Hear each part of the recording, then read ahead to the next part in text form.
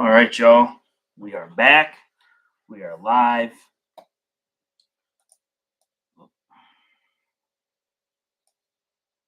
We'll get into it here in a minute. We'll see who joins in. Landon. I know he subscribes. He's right in this bitch. Ready to go.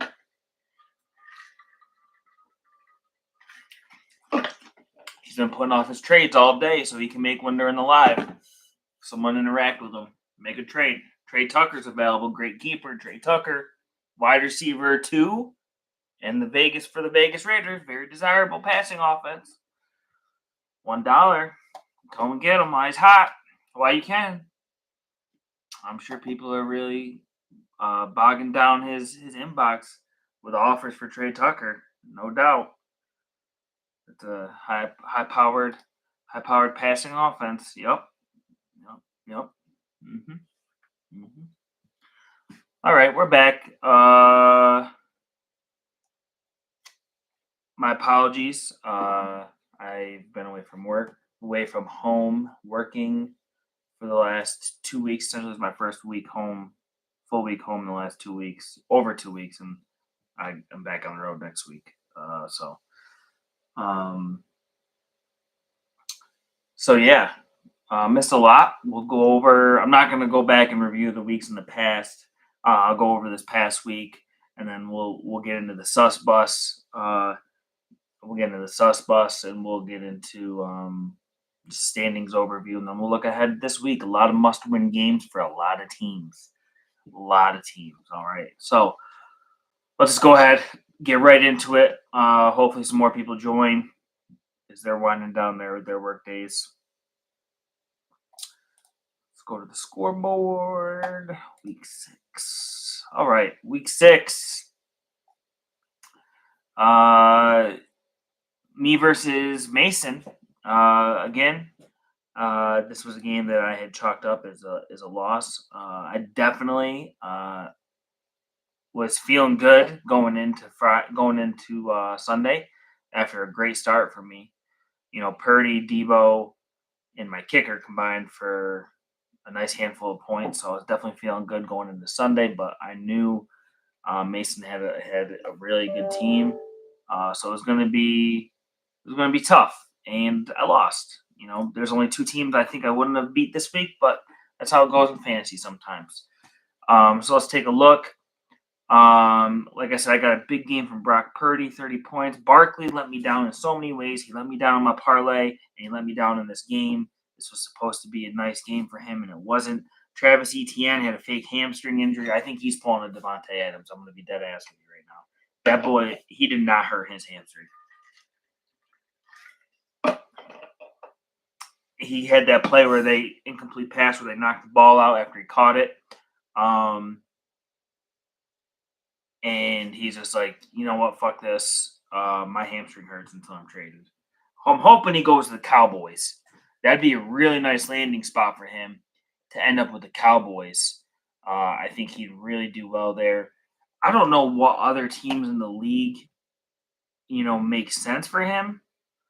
To be honest, that team makes the most sense. It's a team that really needs to get a run game going. They just need to commit to the run a little bit, but I feel like if they had him, they might do that. No, I'm not even offering. Raise your hand if you got a trade offer for ETN today. Nobody's going to raise their hand because I'm not offering him. There's no value, and I'm not going to just trade him for a fucking backup kicker. So let's be honest here. I'm just saying I hope. Oh, in real life or league, Kevin, you got to remember Travis Etienne is a very, very, very, very good football player. This is a first-round draft pick who, let's look back at his career, is a rookie in 2022. He had 1,125 yards, 5 touchdowns, and then he also had 316 receiving yards to go along with that. Let's look at last year. 1,000 yards, 11 touchdowns. He had 476 receiving yards last year and a touchdown. He had 12 touchdowns last year, and he had 1,500 all-purpose yards. This is not a bad running back. And he's been very durable. 17 games as a rookie, 17 games his second season. This is just a very dysfunctional team. All right, let's just be honest. Let's not try and play ourselves here. It's a good football player. Shit happens like this all the time. And then finally people figure things out. Like, oh, these guys are actually kind of good now, right? All right, so yeah, Debo Samuel had a great game. Josh Downs continues his great production. Mark Andrews is back, and then I finally got some nice production from my defense and my kicker. Unfortunately, it wasn't enough to win. Mason, you look at big games. Derrick Henry is an absolute machine this year. There's no question. He's RB1. This guy has not scored single digits yet this year. He has scored a touchdown in every single game. He is just a force to be reckoned with. Garrett Wilson had a great game last night. Chris Godwin had a huge game. He's got 4 double-digit weeks.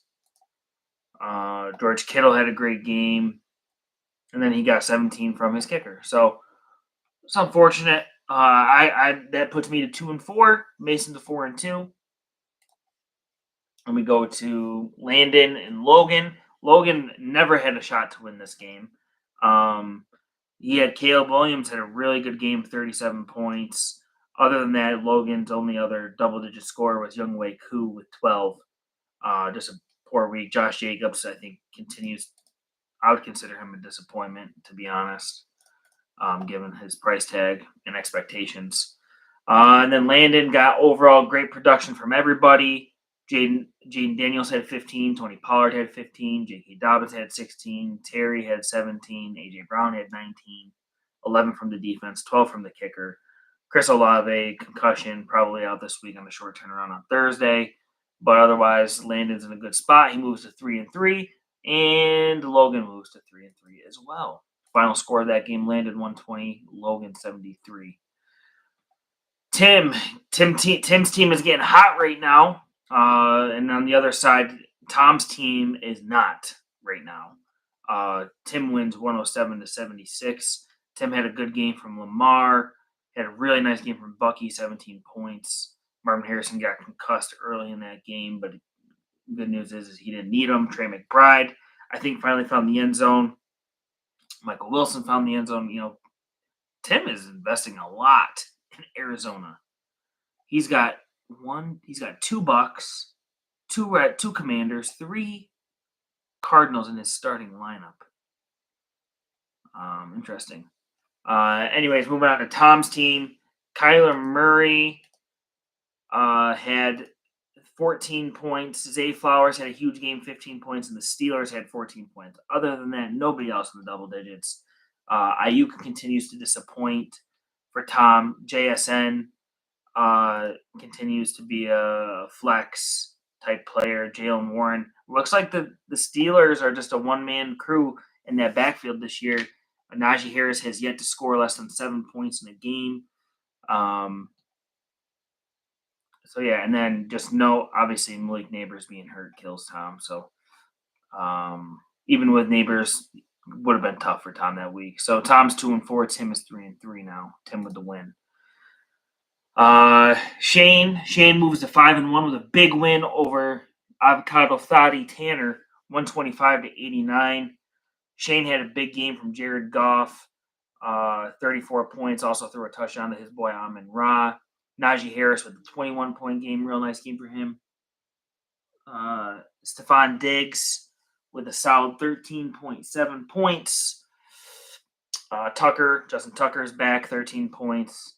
Chase Brown with a real nice game for 12. Tanner got 26 from Jalen Hurts. That was again a game that I thought Jalen Hurts should have dominated. But Jalen Hurts hasn't scored more than 26 points, 25 points this year, so still waiting for that big game from him.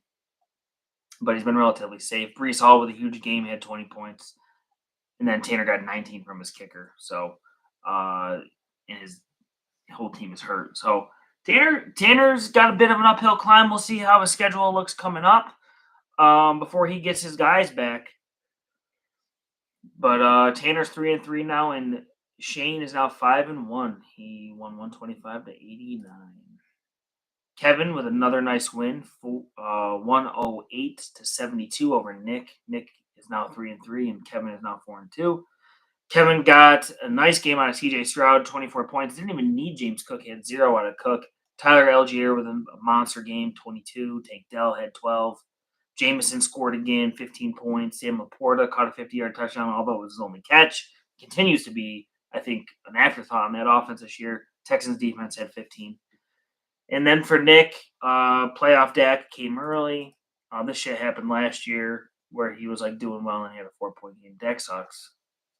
Fuck him. James Conner, 2 point. That was a weird game. It was weird that they used DeMarcado so much in the pass game when James Conner is actually a really good pass catching back. DeAndre Swift had 18, and Nick felt that was not good enough to stick around, so Nick gave him the boot this week. Juwan Jennings is back to his complimentary role in that offense. Michael Pittman scored 9.5. Keenan Allen showed up this week, had 2 touchdowns. Or did he have 1 or 2 touchdowns? Nope, he had 2 touchdowns and 40 yards. So, yeah, and then Nick had some injuries and some guys that he already was traded that he couldn't play on his bench. So, Nick lost 72-108. Nick is now 3-3. Kevin now 4-2. Then we've got Joey and Matt. And Mike and Matt. And unfortunately, Matt is 1-5 after this game. And Mike is 3-3 after some nice trades to make a more complete team for Mike. After trading CeeDee and Lamb, Mike wins 94-90. Mike had a lucky game out of Bo Nix, we'll call it. Bo Nix looked like shit, but ended up with 25 points. Had some garbage time touchdowns at the end, and also had some rushing. Had 61 rushing yards, so that helps us for a quarterback. Jahmyr Gibbs had a solid game 9. Chuba Hubbard continues to perform. Down game for Brian Thomas, but Devontae Smith had a good game, 12.4. And then for Matt's team, Tyrone Tracy, great game, 16.7 points. I wish I had him on my team still. Deontay Johnson, another good game, 14 points. He got 14 points from his defense. 12 from Kaime Fairbairn. If Matt had started Cole Kmet over David Njoku, or if he had started Alan Lazard over Jalen Tolbert, or if he started Sean Tucker over Javonte Williams, Matt would not be selling.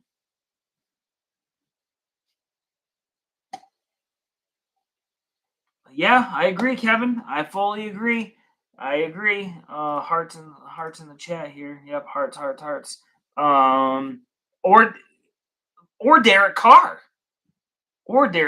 Mike's gonna have to address the QB issue because Bo Nix or Derek Carr are not going to be the answer. We've seen Derek Carr put up games of 10 points against Philly, 8 points against Atlanta, and only 17 points against Kansas City.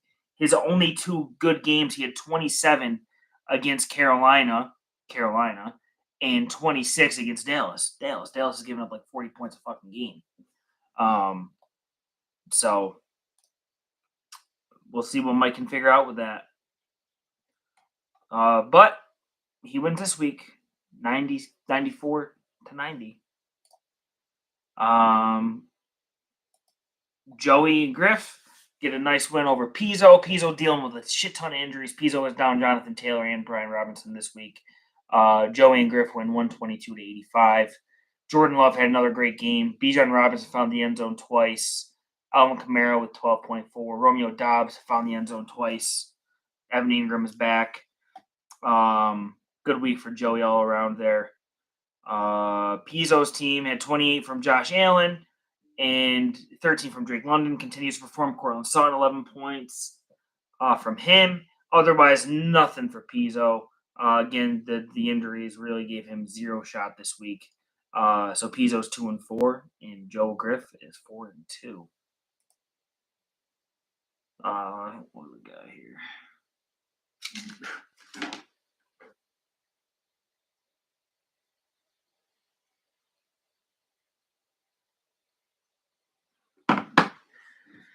Let's see here. We got Corey versus Dan, and this was a must-win game for Corey.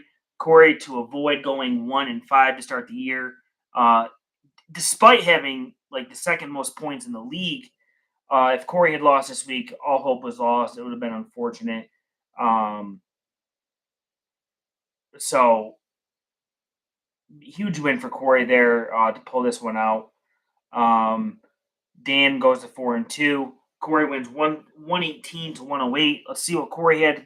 Baker Mayfield, number 2 scoring quarterback in the league this year, which I think is a fluke. But he had 37 points. Kenneth Walker had 13. David Montgomery had 20. Tyler Lockett had 13. CeeDee Lamb had 9. Ravens defense had 9. Wish they could have did that a week ago. Would have been cool. And then for Dan, another shitty game from his quarterback. Dan's going to have to get that figured out quick, just like Mike. But Joe Mixon is all the way back. Huge game for him, 28 points. Picks up right where he left off. You got to remember, before Mixon went out injured, he had a game. He had his first game of the year. He had 27 points. And in the second game, which he left hurt, he had 5. So he picks up right where he left off. Niners. Demo Lenore had DK in the clamps. Xavier Legette had 8 points. Gabe Davis got lucky twice. Alexander Madison's the starter there. He performed well, 12.5 points. But Dan's going to have to find a quarterback. But good news is he's 4-2, so he's got some time to figure that out. So Corey moved to 2-4. Dan is now 4-2. All right, that's the recap of the week. Now, let's look at some standings, and then we'll get into the sus bus. Oh, but breaking news. We've got a trade offer here. Landon's trying to get trades done. This was sent in by an anonymous source in the league. Well, I'll just tell you. Adam Schefter just texted me, told me that Landon Long is trying to trade for Tyreek Hill and Najee Harris from Shane in exchange for Tony Pollard and Isaiah Likely. I've reached out directly to Shane and Hawk Tuanon, and they said this is absolute crap. So heard it here first. That trade is not happening. Absolute crap. Tony Pollard, Isaiah Likely for Tyreek Hill, Najee Harris is not going to happen. Surprise, surprise. Okay, so looking at the standings.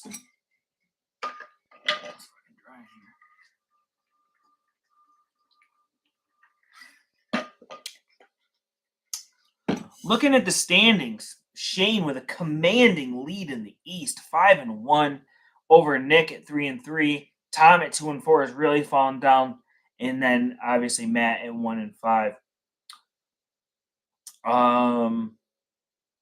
Nick made a decent trade this week to give himself a chance to win, and avoid trying his best to avoid dropping to 3-4, staying in the hunt.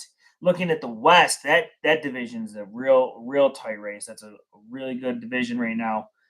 You've got Joey and Griffin in first at 4-2, Dan tied at 4-2, and then Mason at 4-2, and then Logan's at 3-3. Kevin, I sent you trades. You won't do it, even though you tell me they're good trades. Just not going to do it.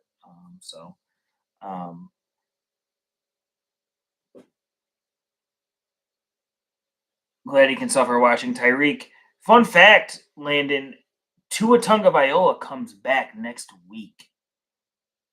Just saying. But yeah, Kevin only accepts trades that make it so he's not going to win that week. So keep that in mind when you're sending Kevin offers. If it makes him not win this week, he's going to be all in for it. Looking at the North, Kevin is in first place at 4-2, and then the rest of the division is 3-3. Tim, Mike, and Tanner at 3-3. Tanner's bad luck is catching up with him. We'll get to more on Tanner here in a minute.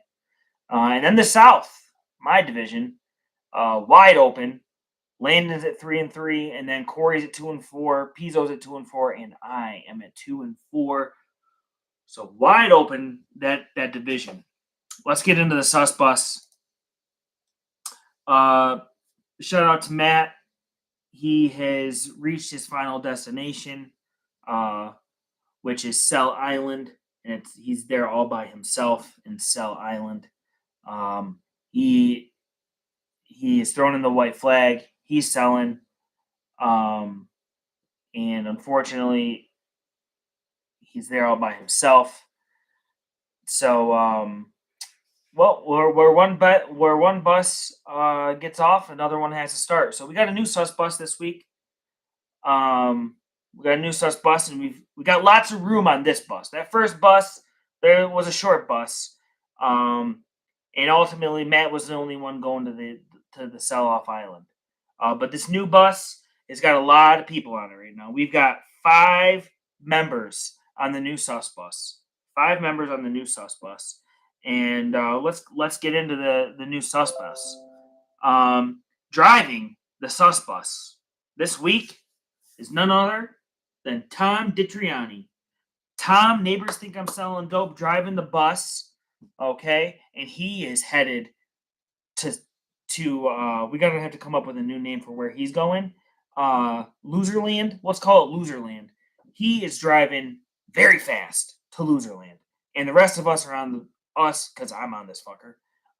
He's driving fast, but he's heading there the fastest. He's 2-4.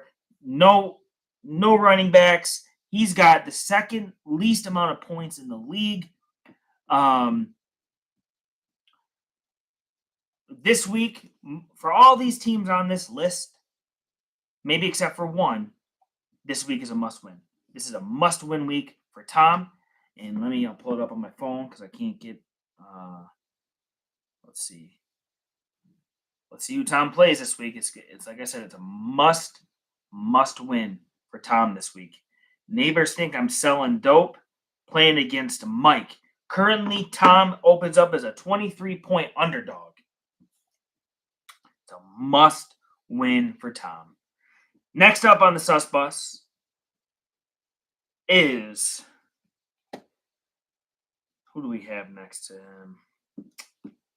Well, it's me. I'm in the passenger seat. I've got Logan this week. I'm a 6-point dog. Can't press. Cannot press the right button this year. I get a guy. I trade a guy. The guy I trade goes off. The guy I trade for stinks. That's just been the moral of the story this year. But I feel confident. We had a nice 124-point game this week in the loss. We're on a 4-game losing streak. That's okay. I do have a 2-1 record in my division. I do see some wins ahead for me, but we got to start this week. We got to start now. We're gonna win. We're gonna win this week against the Super Coopers. He should start Delvin Cook this week. Also on the sus bus is another member of my division, and that's Pizzo. Pizzo's on the sus bus this week. Again, 2-4, dealing with some injuries to his running back. Want to avoid going 2-5.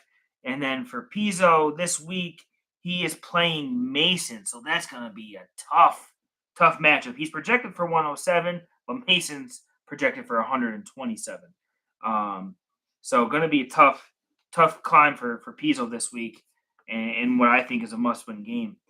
Then we're looking at Corey. Corey also on the sus bus. And this is crazy. Corey is the second highest scoring team in the league with 721 points. Unfortunately for him, he has the most points against, 736, which is 50 more than the next person, which is Mason. So the 2 highest scoring teams in the league also have the 2 most points against. What, to this point, Landon, you're not touching them. No offense, bub. You got some. Corey's got 100 points on you, and Mason's got about 150. So, yeah, we'll see. It'll be a shame if the papier-mâché legs of J.K. Dobbins give out at any point this year and Kamani Vidal takes over. That would just be a shame. So, after Corey, The last but not least of the sus bus, we got a fifth member of the sus bus, and that is going to be your lowest scoring team in the league this year, Tanner. Tanner's 3-3. He's borderline. He's kind of just hanging out on the bus. He's got 1 foot in, 1 foot out kind of thing.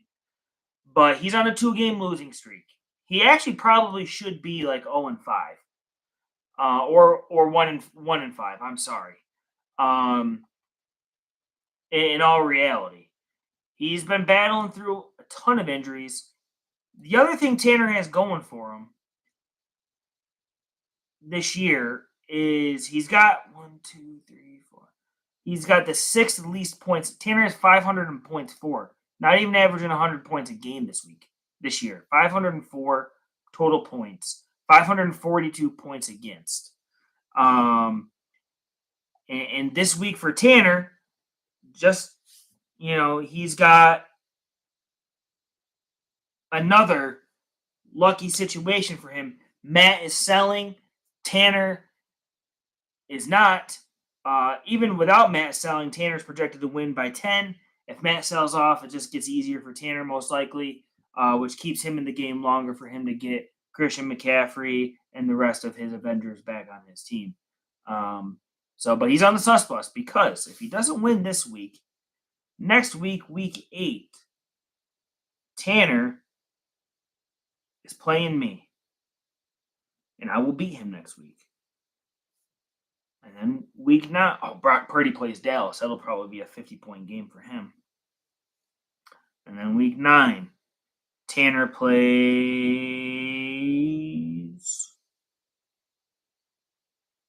Pizzo. Which at that point, Pizzo should have all of his guys back. So, Kevin, you're not being chained this week. You're punting this week. You've already said that. Nice try on the shit talk, though. So Tanner's on the sus bus.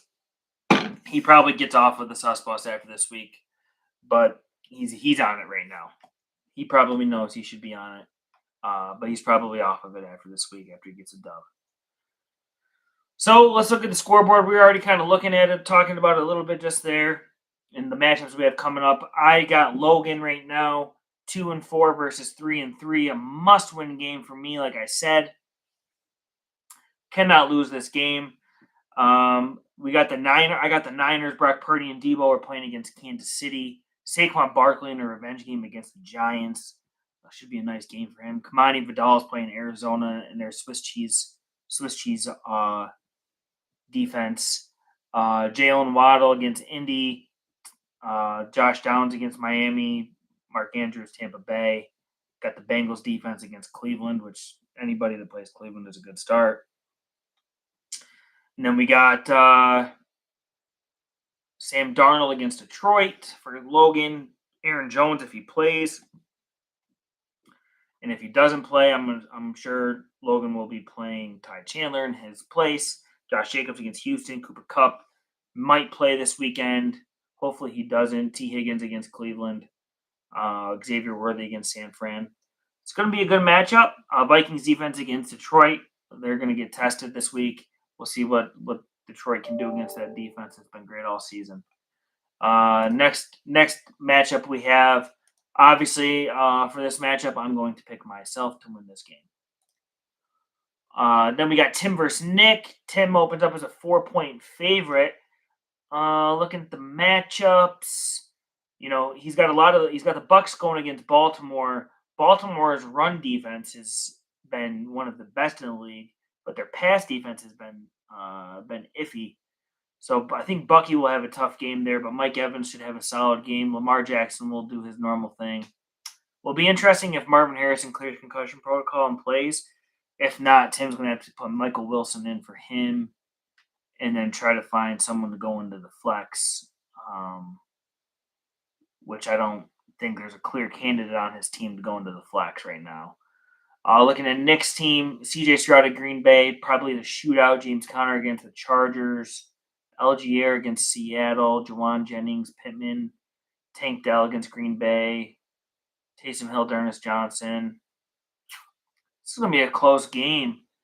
I think this really depends on what happens with Marvin Harrison. Even still, Tim needs a flex. Like he's starting 3 pass catchers for the Cardinals, and they don't have the pass offense to support that. I think I'm gonna go with Nick here. I think I'm gonna pick Nick to win this game, even though he's a 4-point dog. Let me take a look at Matt versus Tanner. I'm just gonna go. I'm not gonna waste much time here. I'm gonna pick Tanner to win this game. No offense, Matt. Tanner wins. Then we're going to look at Joe and Griffin against Corey. Again, a must-win game for Corey to stay in this. Baker Mayfield plays against Baltimore, hottest passing offense in the league, one of the hottest against one of the worst pass defenses in the league. Oh, shit! Amari Cooper to the Bills. Amari Cooper to the Bills. Wow. Josh Allen gets his guy. That's a big trade for Tanner. The fucking Browns are packing it in. The Bills get Amari Cooper and a 6th round pick. The Browns get 3rd round and 7th round pick. Wow. Big time. That's a big trade for Tanner. It's a really nice trade for the Bills. Kind of hurts Tanner a little bit because now he's got Khalil Shakir and Amari Cooper. So that'll be interesting to see how that shakes out for Tanner. I don't think it's going to matter once everybody's healthy for Tanner because he'll have Cooper, Adams. I think he continue starting Wan'Dale Robinson, and then he would put Puka in for Wan'Dale, and then his flex will be Christian McCaffrey. So yeah, it won't matter.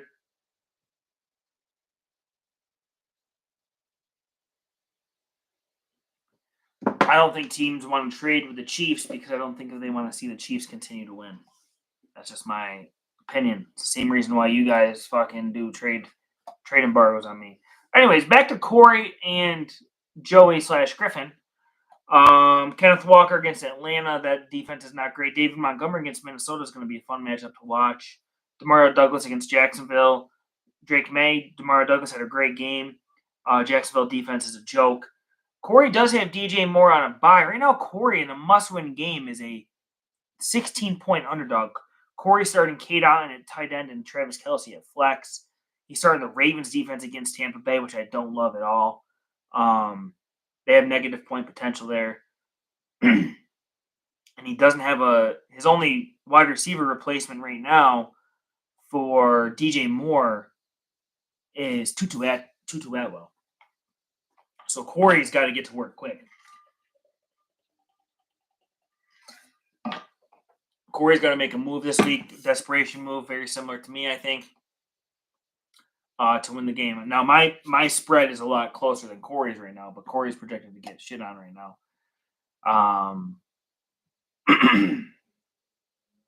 Looking at the matchups, probably got to pick Joe and Griff to win that game and potentially end Corey's season. Then we got Mason and Pizzo. Like I said, Pizzo's got all these injuries. He's running into a buzzsaw with Mason's team. Mason's going to win. I'm not even going to go through that, which puts Pizzo in a very bad spot.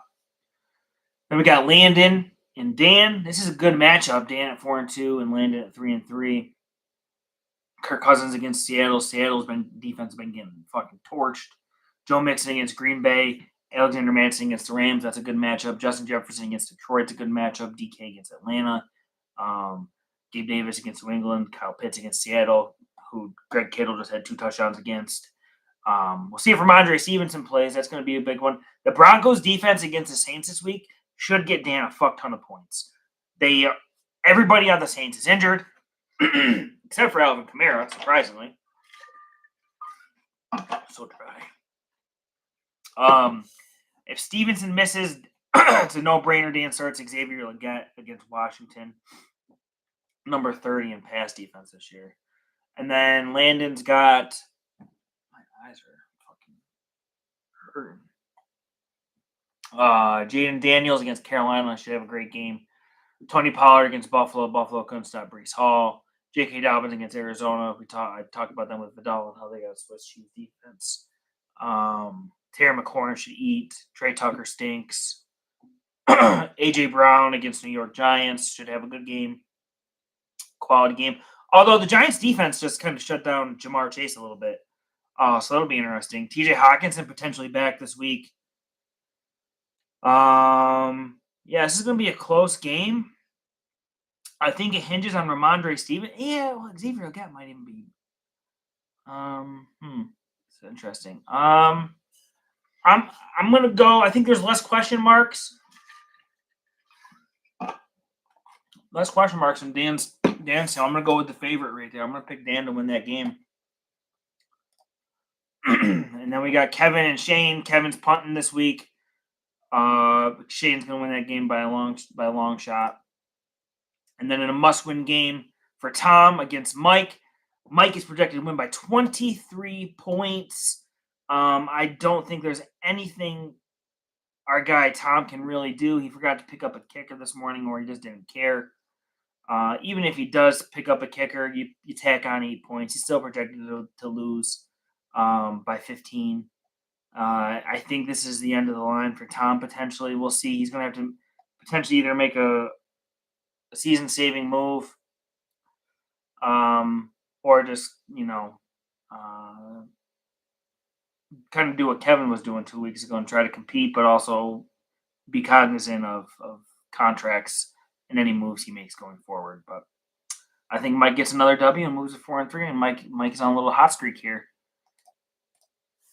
And that's what I got for you guys. I gotta leave here in a second, go pick up Jackson from school. We got week 7 coming this weekend. Tanner's very excited, as he should be. Very lucky for him. This is a very lucky season for him so far. Between him being 3-3 right now, and now Tay Adams ending up in New York and Amari Cooper ending up with Josh Allen. So it might be Team of Destiny for Tanner. It just might be Team of Destiny, unfortunately. So we'll see. Let's see if we can get some more trades cooking today. Yeah, Shane, that's a great point. Look for similar production that Diggs had the last 10 weeks of the season. I agree 100%. I agree 100%.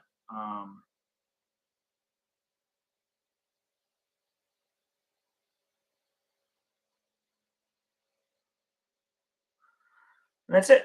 Everyone have a great rest of your week. Let's see if we can get some more trades going. Peace.